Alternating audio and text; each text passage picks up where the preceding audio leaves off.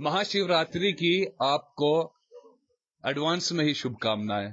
दर्शकों, आज भद्रवा के उस ऐतिहासिक मंदिर में लेके आया हूं जहां पर गुरु नानक देव खुद कुछ समय यहां पर बिता चुके हैं और बड़ी ही प्राचीन, और इसकी कथाएं अगर आप जानेंगे तो आप भी सोचकर हैरान हो जाएंगे। इस समय हम भद्रवा में मौजूद हैं और भद्रवा के आप मेरे बैकग्राउंड में इस समय देख पा रहे हैं कि यहाँ पर प्राचीन शिव मंदिर है जहां पर आप शंभु शिवलिंग स्थापित है। और ये आप शंभु शिवलिंग आज से नहीं 15 सेंचुरी से पहले का है। 15 सेंचुरी इसीलिए मैं आपको कह रहा हूं क्योंकि गुरु नानक देव जी 14वीं और 15वीं शताब्दी के बीच में रहे थे, तो उस समय से पहले का शिवलिंग है। यानी कि अगर आप अनुमान लगाएं तो 900 वर्ष पुराना, उससे पुराना मंदिर अब कितना है वो हम आपको बता नहीं सकते, लेकिन 900 वर्ष पुराना तो है ही है।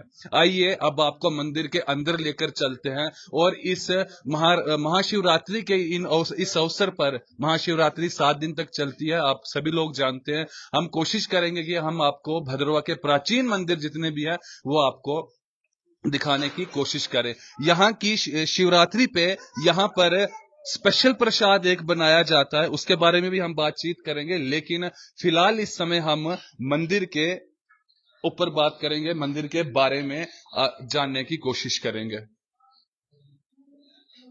जहां पर आपको ये गद्दी दिखाई दे रही है, ये एक आपको स्थान दिखाई दे रहा है। यहां पर बाबा सहजनाथ जी यहां पर तपस्या किया करते थे और सामने आपको यहां पर भगवान भोलेनाथ जी की पिंडी शिवलिंग देखने के लिए मिलता है, जो कि आप शंभु शिवलिंग है। और अगर आप इसकी जलारी देखें, इसका पीठ देखें, तो ये यहीं के पत्थर के साथ इस पीठ को बनाया गया है। साथ में आपको कुछ और प्राचीन शिवलिंग यहां पर देखने के लिए मिलते हैं। अगर बात करें तो ये मंदिर मनोकामना पूर्ति के लिए बहुत माना जाता है। जिस किसी ने भी यहां पर कोई भी मनोकामना मांगी तो वो मनोकामना उसकी अवश्य पूरी हुई और भगवान भोलेनाथ जी का आशीर्वाद उसके ऊपर बना रहा।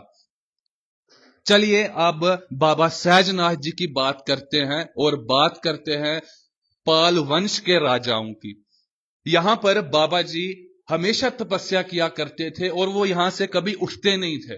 बाबा सहजनाथ जी शाही दरबार से शाही खाना उनके लिए आता था, जो राजा नागपाल जी की अगर बात करें, जो कि पूरे भद्रवा में प्रसिद्ध है।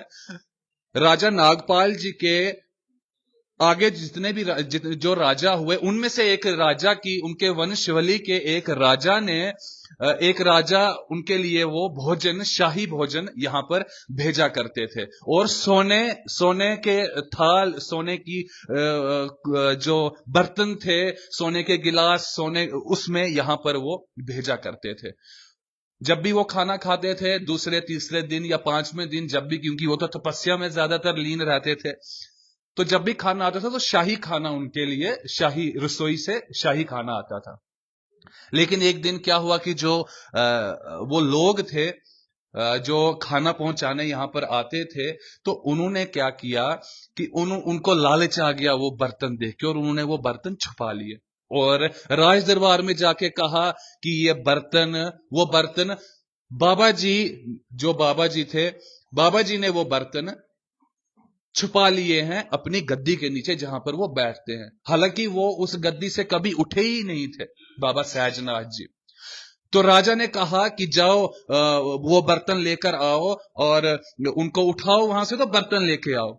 जब वो राजा के सिपाही यहां पर आए तो उन्होंने उन बर्तनों को बाबा जी को जब वहां से उठाया, तो बाबा जी इतनी तपस्या करते थे, कभी उठे नहीं थे, उनकी जड़ें निकल आई थी, जड़ें लग गई थी बाबा जी को। तो बाबा जी जब वहां से उठे तो उनका रक्त भी यहां पर निकला। उसके बाद बाबा सहजनाथ जी यहां से गुप्तगंगा मंदिर गए और वहीं पर उन्होंने समाधि ले ली, जिंदा समाधि बाबा जी ने ली। और अभी भी उनकी समाधि मंदिर के बिल्कुल आप मंदिर की बाईं तरफ आपको, दाईं तरफ आपको देखने के लिए मिलती है। अगर आप यहां से जाते हैं तो बिल्कुल सामने मंदिर के वो समाधियां आपको, वो समाधि बाबा सहजनाथ जी की देखने के लिए मिलती है। वहीं पर ये कोई कहानियां नहीं है, ये बिल्कुल सत्य है। और भद्रवाह की जनता, भद्रवाह की आवाम और साथ में रहने वाले लोग इसको बहुत भली भांति जानते हैं, बुजुर्ग लोग जितने भी हैं। तो वीडियो बनाने का महत्व यही रहता है कि हमारे जो नौजवान हैं, बच्चे, युवा हैं, उनको भी इसके बारे में पता चले। तो उसके बाद कुछ बकरी चराने वाले लोग जब पदरी से यहां आ रहे थे तो इधर उन्होंने देखी भद्रवाह में तो बिल्कुल एक मातम का माहौल बना हुआ है। उन्होंने पूछा कि क्या बात है, क्यों इतना यहाँ पर इतनी बेचैनी क्यों है भद्रवाह में? तो उन्होंने कहा कि बाबा सहजनाथ जी ने समाधि ले ली, ऐसे ऐसे बात हुई। उन्होंने बोला क्या बात करते हैं यार, वो तो हमें फलां जगह पर मिले। तो कहने का अर्थात ये कि बाबा जी, अभी भी गंगादास बाबा जी भी कहते थे कि बाबा सहजनाथ, गंगादास बाबा बड़े महंत रहे भद्रवाह के, भद्रवाह गुप्त का मंदिर, वो कहते बाबा सहजनाथ जी वहां पर कभी कभी उन्हें दिखाई भी देते थे और आम जनता ने भी उनको वहां पर देखा है। तो यहाँ के जो पुजारी हैं वो जोगी हैं, जो यहाँ के पुजारी हैं, उनके साथ भी हम बातचीत करने की कोशिश करेंगे पुजारी जी के साथ। तब तक आपको कैमरामैन यहाँ के अंदर के दर्शन करवाते हैं।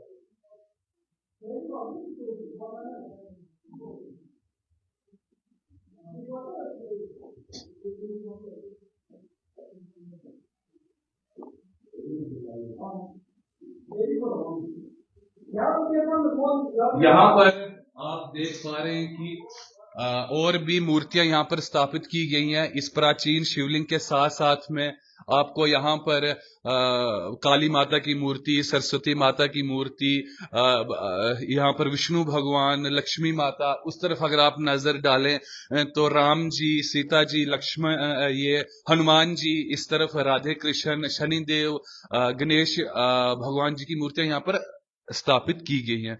आइए इस समय हमारे साथ यहाँ के पुजारी, जिनको राजाओं के समय से ही इनको इस मंदिर का कार्यभार दिया गया था पुजारी का, और यही यहाँ के पुजारी हैं, तो इनसे जानने की कोशिश करते हैं कि इस मंदिर का इतिहास जो मैंने आपको बताया वो अब आप इनकी जुबान से भी सुने। नमस्कार पुजारी जी। नमस्कार जी। तिलकराज इनका नाम है, और पुजारी के साथ साथ में हमारे पत्रकार भी हैं, पुराने पत्रकार हैं, तो इनके साथ बातचीत करते। स्वागत है सर आपका। मंदिर के बारे में आप थोड़ा बताएं। ये जो मंदिर है, शिव मंदिर, ये आप शंभू मंदिर है, ये बहुत पुराना, इसका बहुत पुराना इतिहास है। इस मंदिर में हमने अपने बुजुर्गों से सुना है कि उस सदी में, 15वीं सदी में, या जब भी यहाँ गुरु नानक जी भी आए हैं इस मंदिर में जी। तो ये बहुत महान, बहुत माना हुआ मंदिर है, तो लोगों तक अभी तक इस बारे में पता ही नहीं है जी। एक यहाँ पे जो है मेरे सामने जो आप देख रहे हो, ये समाधि है बाबा सहजनाथ जी की जी। ये समाधि बाबा जी जो थे यहाँ पे, सहजनाथ जी, वो यहाँ पे तपस्या करते थे जी। वो इतनी तपस्या की है उन्होंने कि उनको जड़ें लग गई थी, वो मिट्टी में मतलब समा गए थे और जड़ें लग गई थी, इतनी तपस्या की थी। तो यहाँ पे राजा नागपाल हुआ करते थे, जो भद्रवाह के राजा नागपाल थे उस समय के, तो उनके घर से इनको खाना आता था। तो उस टाइम जो खाना आता था उस समय सोने की थाली और चांदी का गिलास जो भी है, उस समय ऐसा चलता था। तो एक दिन क्या हुआ, डेली आती थी राजे के घर से खाना, तो एक दिन जब वो कोंट करने लगे घर में, हमारा जो बर्तन है वो कम है, तो पूछताछ जब हुई राजा को बोलते जी वहां गई थी उस मंदिर में, तो उस मंदिर में गई है तो वहां से नहीं आई है। तो किसी ने इसको, जो लाता था उसने बेईमानी कर दी। तो जब आए तो उन्होंने बोला जी वहां से मतलब क्या, वहां से नहीं आई है मंदिर से। तो बाबा जी के पास आए तो राजा ने बोला और अपने आदमी भेजे कि भाई आप जाओ बाबा जी को हम खाना देते, उन्होंने कोली वो जो बर्तन थे आपने दिए नहीं है। तो जब उनके आदमी आए, उन्होंने पूछा, उन्होंने कहा मैं एक फकीर आदमी हूँ, मुझे क्या करना है, मैं खाना कौन सा आपसे मांगता हूँ, आप देते हो मैं खाता हूँ, तो मुझे क्या करना है ये लोभ लालच। उन्होंने माना नहीं। वो चलता रहा, पता नहीं कितने दिन ये का प्रोग्राम चलता रहा। उसके बाद क्या हुआ कि राजा को फिर खुंदक आ कि वो अपने आदमी से पूछे, वो बोले नहीं, वहां पे वो जो लाने वाला था उसने बेईमानी कर दी। उन्होंने कहा ये राजा, ये जो बाबा जी उठते नहीं है, तो कहीं इसके नीचे तो नहीं बर्तन छुपाए? हाँ छुपाए, इसके नीचे तो नहीं बर्तन छुपाए ऐसा। जब उन्होंने बोला नहीं माने, तो वो राजा उसने अपने आदमी भेजे कि भाई इसको उठाओ, यहां से ये उठता नहीं, इसके बाद नीचे। जब उन्होंने कहा कि देखो तुम्हारा बेड़ा गर्क हो जाएगा, तबाह बर्बाद हो जाओगे, मुझसे मत करो ऐसा। जब उन्होंने ऐसा किया, नहीं माना, उसके बाद वो बाबा जी को उठाया। उनको जो ये जड़ें लगी थी, इतनी तपस्या में थे, फिर वो यहाँ पे बाबा जी ने उनको शाप दे दिया। तो उनका मतलब सारा खानदानी, मतलब उनका मतलब वो राज भी खत्म, सारा कुछ उनका खत्म हो गया, उनका वंश ही खत्म हो गया। उसके बाद ये बाबा जी चले गए पार गुप्त गंगा मंदिर, वहां पे इन्होंने जिंदा समाधि ली। तो वो तब कितना भद्रवा था भगवान जाने। तो हमारे जो गद्दी लोग हैं, जो भेड़ बकरियां लेके मतलब जाते हैं, गर्मी में आते हैं, तो उस दिन देखा जिंदा समाधि ली। तो यहाँ पे बहुत हलचल, भद्रवा में मातम था। तो कुछ गद्दी लोग आ रहे थे वहां से, तो उन्होंने कहा जी ये क्या बात है, यहाँ पे आप चुपचाप है, उन्होंने कुछ लेना होगा बाजार। बोलते हैं ऐसे बाबा जी जो थे उन्होंने समाधि ली है। बोलते आप बेवकूफ हो, वो तो हमने पदरी देखे जाते हुए। ये यहाँ की परंपरा है। अच्छा, बहुत बहुत धन्यवाद। तो ये पुजारी तिलकराज योगी जी जो इस मंदिर के पुजारी हैं, इन्हीं के पूर्वज पहले भी पुजारी थे और आज भी यही उसी परंपरा को यहाँ पर चला रहे हैं। अब इस मंदिर की एक और विशेषता आपको बताता हूं। मंदिर में जैसे हम अगर बात करें पूरे हिंदुस्तान की, तो श्रद्धाई बनाई जाती है शिवरात्रि के दिन, श्रद्धाई बांटी जाती है, जिसमें भांग और जो भी दूध वगैरह का जिसको श्रद्धाई कहते हैं वो बांटी जाती है प्रसाद के रूप में। लेकिन यहां पर वो पुरानी परंपराएं अभी तक जिंदा हैं, जिसमें यहां पर प्याले को प्याले का प्याला जिसको हम भद्रवाही भाषा में कहते हैं, प्याले का प्रसाद यहां पर दिया जाता है, जिसको बगनी भी कुछ भद्रवाही के कुछ एरियाज में उसको बगनी भी कहते हैं और प्याला भी कहते हैं। आज उसको आज से बनाना शुरू करते हैं, आज कल 3 दिन उसको बनाने में लगते हैं, और कल शाम को यानी कि छोटी शिवरात्रि के दिन उसको लोगों में प्रसाद के रूप में बांटना शुरू कर देते हैं। और उसके बाद 2 दिन तक यानी कि छोटी शिवरात्रि को भी और बड़ी शिवरात्रि को भी उस प्रसाद को, जो यहाँ का ट्रेडिशनल, मैं आपको कह सकता हूं ट्रेडिशनल प्रसाद जो शिव भगवान जी के साथ जुड़ा हुआ है, यहाँ पर प्याले की परंपरा होती है, आप सभी लोग जानते हैं। अगर जो नहीं जानते हैं, हम कोशिश करेंगे कि प्याले की जो रूटीन्स हैं, प्याला क्या है, प्याला क्यों होता है, उसके बारे में भी हम एक आपको पूरी स्टोरी, आपको कहानी उसके ऊपर बनाकर हम आपको स्टोरी दिखाएंगे और आप अवश्य उस स्टोरी को देखिएगा। और भद्रवा के वासियों से ये गुजारिश करता हूं कि मंदिर में आए महाशिवरात्रि के दिन, बड़ी शिवरात्रि के दिन भी, छोटी शिवरात्रि के दिन भी शाम को, और यहां पर वो प्याले का प्रसाद, वो बगनी यहां पर आए और उस प्रसाद को ग्रहण करें। जिन लोगों को मंदिर के बारे में मालूम नहीं है कि मंदिर कहां पर है, तो इस मंदिर में आने के लिए आपको सिरतिंगल रोड पर आना होगा। और सिरतिंगल रोड से थोड़ा सा जब आप ऊपर आते हैं, यहां पर एडवोकेट नरेश गुप्ता जी का घर है, उनके घर के ऊपर वाली तरफ वाली गली इस मंदिर की तरफ आती है। और इस मंदिर के बिल्कुल सामने एडवोकेट चंद्रकांत जी का मकान है, उस मकान के बिल्कुल सामने आपको ये मंदिर देखने के लिए मिलता है।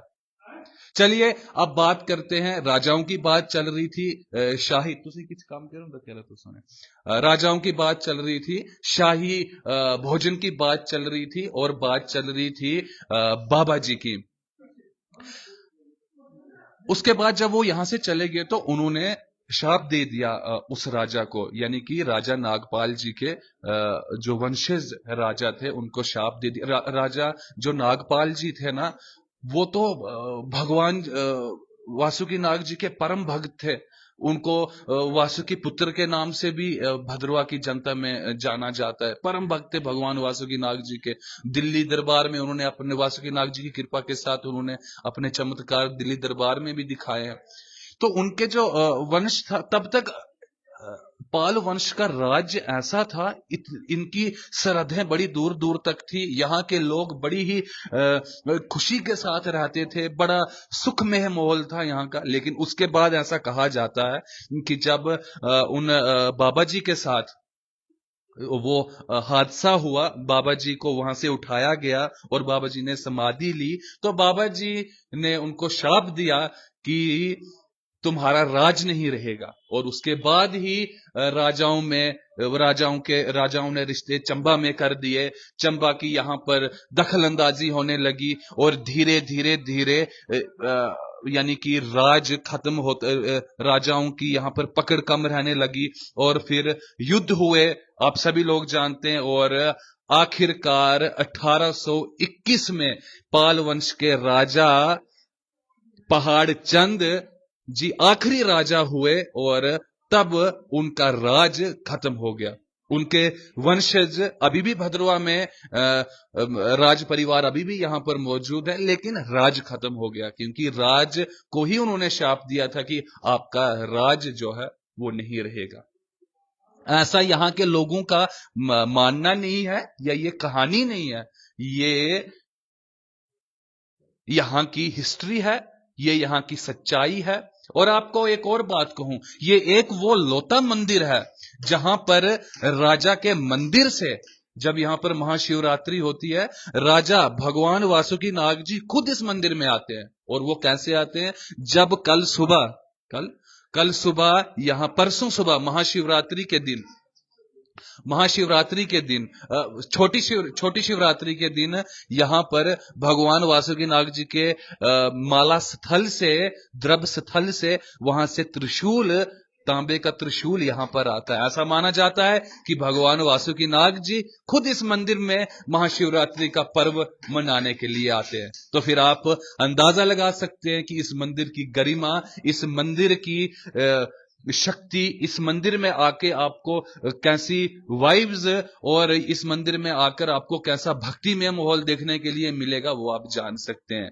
ये वही स्थल है, वही प्राचीन स्थल है जहां पर बाबा जी तपस्या किया करते थे। ये वही शिवलिंग है, उसी समय का आप शंभू शिवलिंग, जिस शिवलिंग की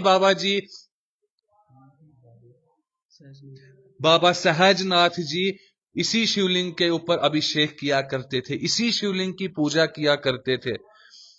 बाबा सहजनाथ जी इसी मंदिर में रहा करते थे। और अगर आप इसका आप पीठ देखें, इसकी जलारी देखें आप, तो ये बिल्कुल धरती में समाई हुई है, बिल्कुल अलग आपको देखने के लिए मिलती है।